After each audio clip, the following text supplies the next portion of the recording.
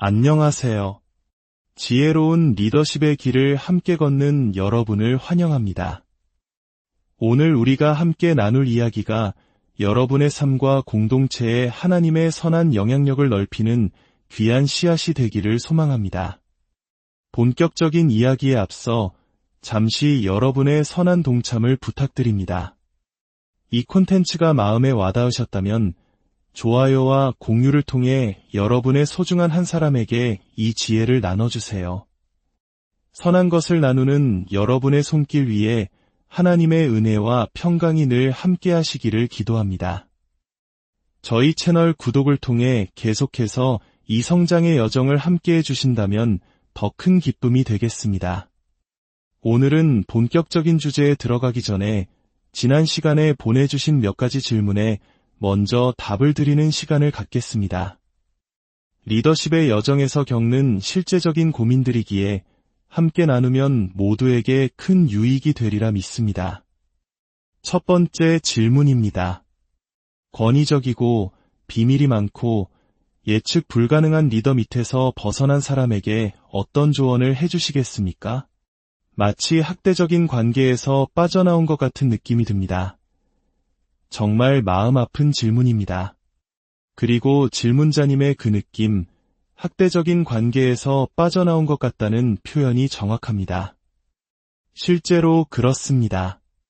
먼저 그런 힘든 시간을 견뎌내신 것에 대해 깊은 위로의 마음을 전합니다. 정말 고생 많으셨습니다. 하지만 꼭 기억해 주십시오. 세상의 모든 조직 문화가 그렇지는 않습니다. 많은 분들이 건강하지 않은 문화만 경험하다 보니 좋은 문화가 어떤 것인지조차 상상하지 못하는 경우가 있습니다. 건강하고 서로를 신뢰하며 함께 성장하는 문화는 분명히 존재합니다. 그렇다면 이제 무엇을 해야 할까요? 몇 가지 조언을 드리고 싶습니다. 첫째, 마음의 해독을 위한 시간을 가지십시오. 독소가 가득한 환경에 오래 노출되었다면 몸과 마음에서 그 독을 빼내는 시간이 반드시 필요합니다. 억지로 괜찮은 척하지 마시고 잠시 멈춰서서 스스로를 돌보는 시간을 가지세요. 둘째, 그 상실감을 충분히 애도하십시오. 내 인생의 그 소중한 시간이 이렇게 힘든 기억으로 남았구나 하는 슬픔을 인정하고 충분히 슬퍼하는 과정이 필요합니다. 그 장을 제대로 닫아야 새로운 장을 열 수 있습니다. 셋째, 그 경험으로부터 배우십시오. 미래에 무엇을 해야 할지를 배우는 가장 좋은 방법 중 하나는 과거에 무엇을 하지 말아야 할지를 배우는 것입니다. 권위적인 리더 밑에서 고통받았다면 그 경험은 여러분이 앞으로 리더가 되었을 때 나는 절대 저렇게 사람들을 대하지 않겠다는 강력한 동기부여가 될 것입니다. 최악의 경험이 최고의 스승이 될 수 있습니다. 마지막으로 새로운 문화에 들어섰을 때 다시 신뢰하는 것을 두려워하지 마십시오. 물론 쉽지 않을 겁니다. 한번 무너진 신뢰를 다시 세우는 데는 시간이 걸립니다. 하지만 위대한 리더십 아래에서는 당신은 신뢰할 수 있고 또 신뢰해야만 합니다. 신뢰가 있을 때 비로소 조직은 앞으로 나아갈 수 있습니다. 마음의 상처를 치유하고 과거의 경험을 배움의 발판으로 삼아 다시 한번 용기 내어 신뢰의 손을 내밀어 보시길 바랍니다. 두 번째 질문입니다. 변화를 힘들어하는 팀원들을 어떻게 이끌어야 할까요? 아주 중요한 질문입니다. 이 주제만으로도 하나의 시리즈를 만들 수 있을 만큼 방대한 내용이지만 오늘은 핵심적인 몇 가지만 짚어보겠습니다. 먼저 우리는 변화에 대한 생각부터 바꿔야 합니다. 우리는 흔히 사람들은 변화를 싫어해라고 단정 짓습니다. 하지만 정말 그럴까요? 저는 단호하게 아니오라고 말하고 싶습니다. 사람들은 변화를 싫어하는 것이 아니라 우리가 그들을 변화시키려는 방식을 싫어하는 것입니다. 생각해 보십시오. 사람들은 새로운 헤어스타일로 바꾸는 것을 좋아하고 집 인테리어를 새롭게 꾸미는 것도 즐깁니다. 더 좋은 기회가 있다면 직장을 옮기기도 하고 새로운 도시로 이사가는 설렘을 즐기기도 합니다. 몸을 바꾸기 위해 트레이너를 고용하기도 하죠. 이처럼 사람들은 변화를 사랑합니다. 다만 일방적으로 강요당하는 변화, 내가 통제할 수 없는 변화를 싫어할 뿐입니다. 그렇다면 어떻게 해야 할까요? 4가지를 기억하십시오. 첫째, 왜 변해야 하는지를 명확하게 설명해야 합니다. 우리는 종종 무엇을 할 것인지만 말합니다. 하지만 사람들의 마음을 움직이는 것은 왜입니다. 왜 지금 이대로는 안 되는지, 왜 저 목표를 향해 나아가야만 하는지 그 절박함과 비전을 공유해야 합니다. 둘째, 가능한 한 그들이 직접 변화를 만들게 하십시오. 변화의 구경꾼이 아니라 변화의 주인이 되게 하는 것입니다. 변화를 만드는 과정에 그들을 참여시키면 그들은 더 이상 변화의 희생자가 아니라 변화를 이끄는 창조자가 됩니다. 셋째, 불평하는 사람들의 목소리에 너무 위축되지 마십시오. 변화의 시기에는 반드시 불평하는 사람들이 나타납니다. 그리고 그들의 목소리는 유난히 큽니다. 하지만 기억하십시오. 목소리가 가장 크다고 해서 다수는 아닙니다. 소수의 시끄러운 목소리 때문에 다수의 조용한 지지를 놓쳐서는 안 됩니다. 넷째, 단기적인 하락을 각오해야 합니다. 위대한 변화는 종종 2걸음 후퇴한 뒤에 3걸음, 4걸음 전진하는 과정을 거칩니다. 일시적인 성과 하락이나 혼란을 두려워해서는 안 됩니다. 그것이 바로 리더십의 일부입니다. 마지막 질문입니다. 효과적인 리더는 이임을 잘해야 한다고 들었습니다. 무엇을, 누구에게 위임해야 할지 어떻게 결정하나요? 탁월한 질문입니다. 리더십의 대가인 존 맥스웰은 누군가가 당신의 80% 수준으로 그 일을 할 수 있다면 그에게 위임하라고 말했습니다.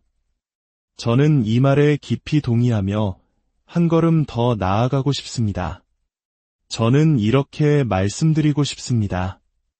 누군가가 당신의 50% 수준으로 그 일을 할 수 있더라도 그에게 성장 가능성과 잠재력이 보인다면 과감히 그에게 맡기십시오. 왜일까요? 리더의 궁극적인 목표는 다른 사람도 할 수 있는 모든 일을 전부 넘겨주고 마침내 오직 나만이 할 수 있는 일에 집중하는 것이기 때문입니다. 생각해 보십시오. 지금은 50%의 실력밖에 안 되는 팀원에게 일을 맡겼다고 합시다. 처음에는 답답하고 서툴 것입니다. 하지만 리더가 옆에서 코칭해주고 피드백을 주면 그의 실력은 60%, 70%, 80%로 점점 나아질 것입니다. 그리고 어느 날 그는 당신의 120%, 200%의 역량을 발휘하는 사람으로 성장해 있을 것입니다. 이 힘은 단순히 일을 떠넘기는 것이 아니라 사람을 키우는 가장 위대한 리더십 행위입니다. 자, 이제 오늘의 본론으로 들어가 보겠습니다. 지난 시간에 이어 가치가 이끄는 조직 문화 만들기 2부입니다. 혹시 1부를 듣지 않으셨다면 먼저 듣고 오시는 것을 추천합니다. 지난 시간의 핵심을 잠시 복습해 볼까요? 위대한 조직, 사람들이 사랑하는 공동체에는 눈에 보이지 않는 강력한 힘, 바로 문화가 있습니다. 그리고 건강한 문화는 절대로 우연히 만들어지지 않습니다. 문화는 리더가 무엇을 창조하고 무엇을 허용하는가의 결과물입니다. 그리고 그 문화를 형성하는 가장 강력한 힘은 바로 가치입니다. 당신이 무엇을 가치 있게 여기는지가 당신의 행동을 결정하고 그 행동들이 모여 조직의 문화를 만듭니다. 즉, 다른 문화를 원한다면 당신이 소중히 여기는 가치부터 바꿔야 합니다. 지난 시간에 우리는 우리 조직의 실제 가치를 파악하고 핵심 리더들의 가치를 발견하며 그것을 10개 이하로 좁히는 과정까지 이야기했습니다. 이제 네 번째 단계입니다. 명확하게 정의된 당신의 가치를 짧고 생명을 주는 문장으로 묘사하십시오. 이것은 정말 중요한 과정입니다. 예를 들어 정직, 성실, 열정 같은 단어들 자체는 아무런 힘이 없습니다. 너무나 평범하고 건조합니다. 이 단어들에 영혼을 불어넣는 작업이 필요합니다. 저는 이렇게 주장하고 싶습니다. 당신의 가치를 트위터에 올릴 수 없다면 그건 너무 긴 것입니다. 당신의 가치가 감정적인 울림을 주지 못한다면 그건 너무 메마른 것입니다. 당신의 가치가 당신을 행동하게 만들지 못한다면 그건 가치가 아닙니다. 새로운 가치를 찾으십시오. 우리가 만들 가치 문장은 3가지 특징을 가져야 합니다. 기억하기 쉽고 어디든 가져갈 수 있으며 감동을 주는 문장이어야 합니다. 정보는 사람을 움직이지 못합니다. 감정이 사람을 행동하게 만듭니다. 저희 교회의 예를 들어보겠습니다. 저희가 소중히 여기는 가치 중에는 전도, 큰 믿음, 관대함, 연합, 권한 위임 같은 것들이 있습니다. 이 단어들만 들으면 아무런 감흥이 없으시죠? 하지만 우리는 이 단어들을 이렇게 생명을 주는 문장으로 바꿨습니다.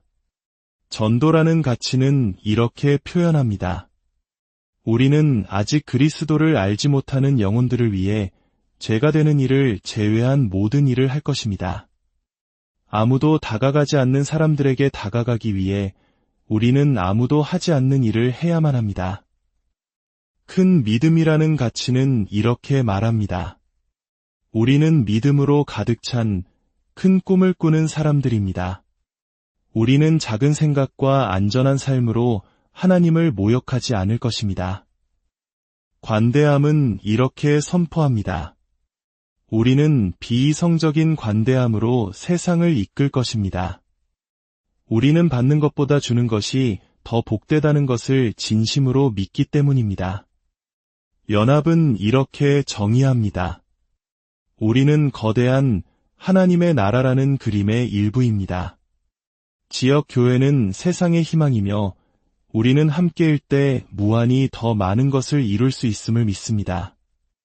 우리는 분열이 아닌 연합을 선택합니다. 권한 위임은 이렇게 말합니다. 우리는 단순히 자원봉사자를 모집하지 않습니다. 우리는 리더를 세웁니다.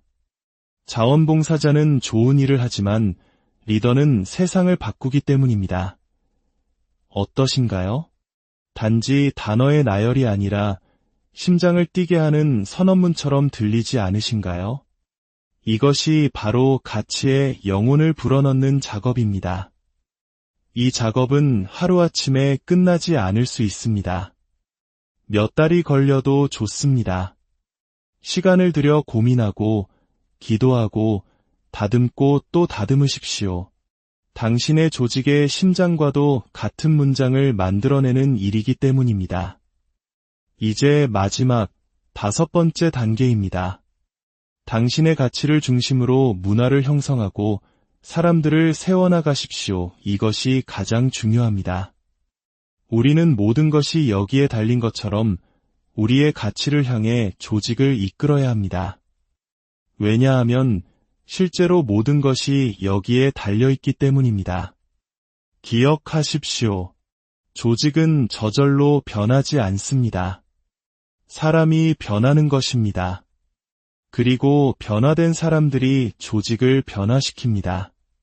그렇다면 어떻게 사람들을 가치 중심으로 세울 수 있을까요? 첫째, 가치를 기준으로 사람을 채용하고 모집하십시오. 기술은 가르칠 수 있지만 가치관은 가르치기 매우 어렵습니다. 실력이 조금 부족하더라도 우리와 같은 가치를 공유하는 결이 맞는 사람을 뽑아야 합니다. 뛰어난 A급 인재이지만 가치관이 전혀 다른 사람보다 우리와 같은 꿈을 꾸는 B급 인재가 조직에는 훨씬 더 큰 자산입니다.